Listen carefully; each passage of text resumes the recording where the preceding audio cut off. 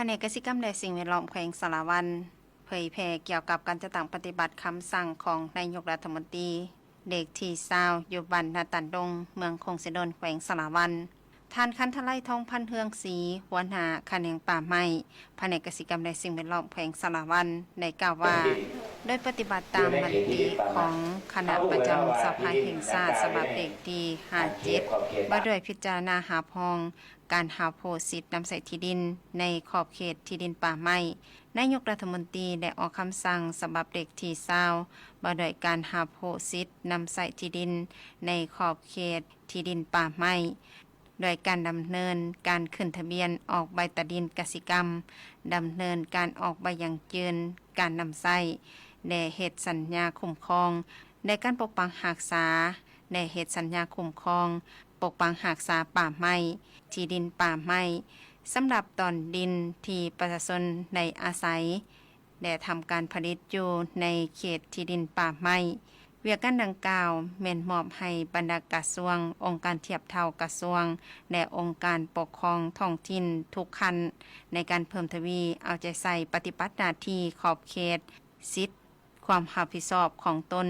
เข้าในการพันขยายเนื้อในมติของคณะประจำสภาแห่งชาติมาโดยการพิจารณาหาพองเอาการหาโพสิทธิ์นำใส่ที่ดินของประชาชนที่อาศัยและทำการผลิตอยู่ในเขตที่ดินป่าไม้ฉบับเด็กที่57โดยถือเอาเวียกการดังกล่าวเป็นหน้าที่การเมืองเป็นตัวชี้วัดนอกจากนั้นกระทรวงเกษตรกรรมป่าไม้ได้พันขยายออกมาเป็นคำแนะนำฉบับเด็กที่1821เพื่อการจะตั้งปฏิบัติให้ปรากฏผลเป็นจริงเห็นให้การหาโพสิทธิ์นำใส่ที่ดินในเขตที่ดินป่าไม้ให้ประชาชนที่ตั้งภูมิลำเนาและทำการผลิตถาวรโดยการขึ้นทะเบียนออกใบตดินขึ้นทะเบียนออกใบยังยืนการนำใส่ที่ดินเหตุสัญญาการคุ้มครองและปกปักรักษาป่าไม้ที่ดินป่าไม้แนะใส่หาประกันการคุ้มครองปกปักรักษาพัฒนาและนำใส่ที่ดินในเขตที่ดินป่าไม้ให้มีความยืนยงเพื่อยกระดับความปกคลุมของป่าไม้ให้ได้70ส่วนห้อยของเนื้อที่ทั่วประเทศตามมติของคณะบริหารงานส่วนกลางภาคฉบับเด็กที่026ก็คือมติกองประชุมสภาแห่งชาติว่าด้วยแผนแม่บท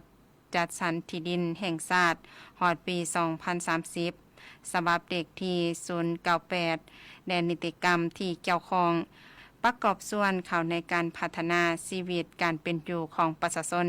และพัฒนาเศรษฐกิจสังคมของชาติตามทิศสีเขียวแต่ยืนยงการหาโพสิทธิ์นำใส่ที่ดินของประชาชนที่ตั้งภูมิลำเนาและทำการผลิตถาวรอยู่ในเขตที่ดินป่าไม้3ประเภทป่าคือป่าสงวนป่าป้องกันและป่าผลิตการเผยแพร่ได้จัดขึ้นในถ่ายอาทิตย์พันมานี้ที่วัดโพไซบ้านนาตันดงเมืองคงสิดลแขวงสารวันเข้าร่วมของทานมนุวังพงอุดมห้องหัวหน้าแผนกกสิกรรมและสิ่งแวดล้อมแขวงสารวันท่านคำสวัยแก้ววงศ์ศักดิ์หัวหน้าห้องการกสิกรรมและสิ่งแวดล้อมเมืองท่านเพชรดวงใจ